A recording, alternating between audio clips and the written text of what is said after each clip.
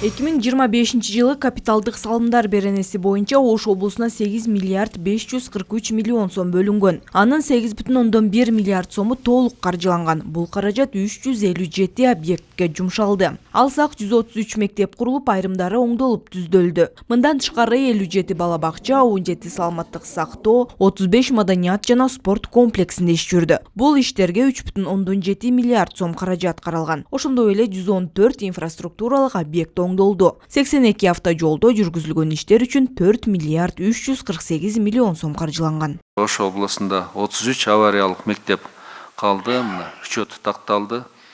Эгер азыркыдай темп менен кетсек, 2030 жылга чейин бүт мектебиңер мына жаңы болот.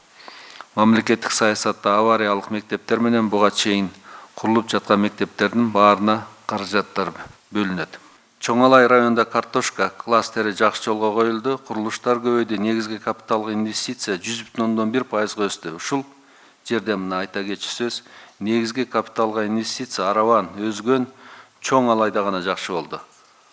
Калгандарыңар абдан начар. Министрлер кабинетинин төрагасы Адылбек Касмалиев президенттин Ош облусундагы өкүлчүлүгүнүн 2025 жылдын жыйынтыгын чыгарган коллегиясында ар бир район боюнча жетишкендиктер жана кемчиликтерге өз-өзүнчө токтолду. Облуста 1 миллион 130 миңден ашуун адам туруктуу жашайт. Өлкөнүн экономикалык жана социалдык өнүгүүсүндө аймактын татыктуу орду бар. Адылбек Касмалиев өндүрүмдүүлүк ойдогудай болбой жаткандыгын белгиледи. 2025 жылы өнөр жай продукциянын дүң өндүрүү кичинекей, мына биз Таласта 51 миллиард сом түзсө, Ош облусунда 22,8 миллиард сомду түздү. 2,3 эсеге аз. Ошондой эле өнөр жай товарлардын сапаттуу жогорулатты, экспортту көбөйтүү боюнча аракеттер арбын болууга тийиш.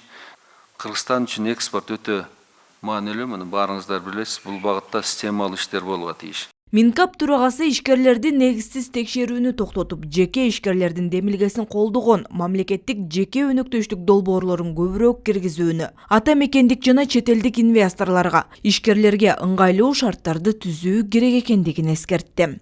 Негизсиз, мыйзамсыз текшерүүлөр түбү менен токтосун. Отуңуздар.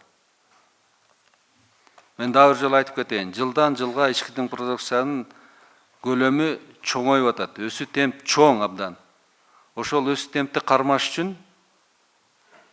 эки эселеп катуулап иштешибиз керек.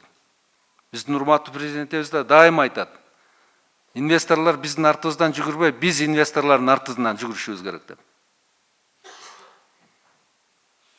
Ошолорго жакшынакай жагдайларды түзүп беришибиз керек. Урматтуу акимдер, бул сиздердин да жумуш, инвесторлорду тартып келүү. Ошолорго жакшынакай жагдайды түзүп берип, көзөмөлгө алуу бул мына сиздердин да түздөн түз милдети. Адылбек Касмалиев жергиликтүү бийлик өкүлдөрүнө ири экономикалык долбоорлорду өз убагында ишке киргизүүнү, токтоп турган өндүрүш ишканаларын жандандыруу боюнча демилгелерди көтөрүүнү тапшырды. Минкап төрагасы коллегиянын жыйынтыгында 2025 жылы аткарылган ийгиликтүү иштер үчүн Өзгөн жана Чоңалай райондоруна жакшы, ал эми жалпы Ош облусуна канааттандырарлык деген баа берди.